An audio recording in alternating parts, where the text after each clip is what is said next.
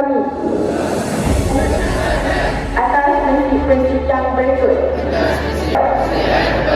Bertempat di dataran SMK Batu Kawan pada tarikh 1 April 2026 telah berlangsungnya Majlis Watikah Perlatikan Pemimpin SMK BK bagi tahun 2026.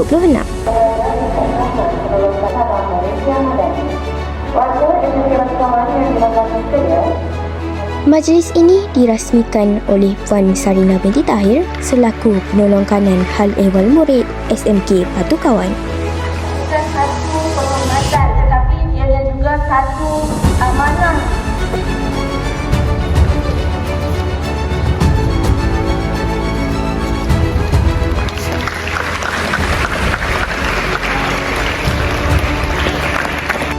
Majlis Pelatikan pada hari ini melibatkan pengawas sekolah, pengawas PSS, pembimbing rakan sebaya, skuad kantin, kooperator, SPBT, ketua tingkatan dan penolong ketua tingkatan.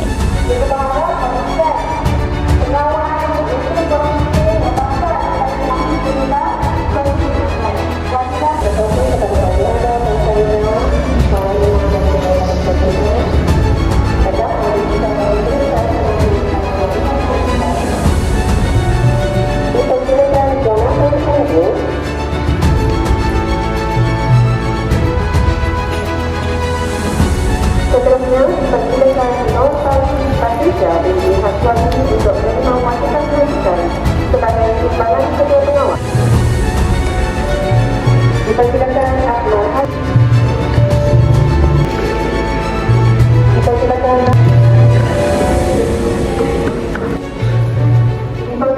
satu anak perempuan pengantar.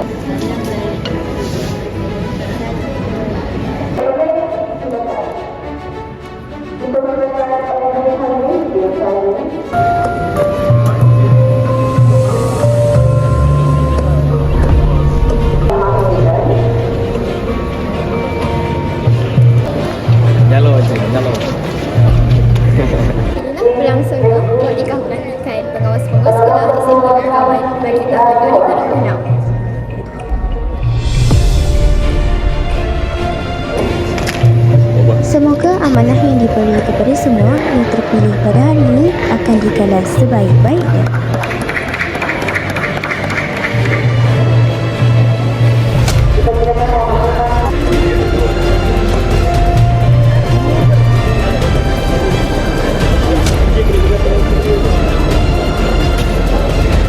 Majlis ditutup dengan pimpinan bacaan ikrar pengawas oleh Ketua Pengawas Saudari Syahrinia dari kelas 5 Bestari. Sekolah menengah kebangsaan Batu Kawan terhadap amanah dan tanggungjawab yang diberikan dan anak sekolah akan menjalankan tugas kami dengan penuh rasa tanggungjawab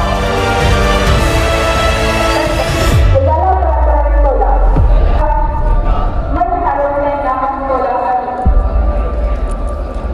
Seterusnya, Hai, saya Syahrinia Vijay dari kelas 5 Bestari, Ketua Pengawas Sekolah Menengah Kebangsaan Batu Kawan untuk sesi 2026. Saya sangat bangga dan saya harap saya akan menjalankan tugas dengan penuh tanggungjawab dan saya juga harap anda semua akan memberikan kerjasama kepada saya. Terima kasih. Saya Nurul Patrisha binti Haswani sebagai timbalan pengawas sesi 2026. Harapan saya kepada pengawas supaya pengawas dapat membantu memberikan kerjasama, bertanggungjawab dan berdedikasi menjalankan tugas mereka. Terima kasih. Saya berasa gembira sangat hari ini sebab saya telah dilantik sebagai Setiausaha PRS dan saya akan menjalankan tanggungjawab dengan betul. Saya berasa gembira dapat menerima Watikah Pelatikan pada hari ini. Saya berjanji akan melakukan tanggungjawab dengan baik. Sekian dari saya, Nur Raudah binti Muhammad Rizal melaporkan untuk TVBK.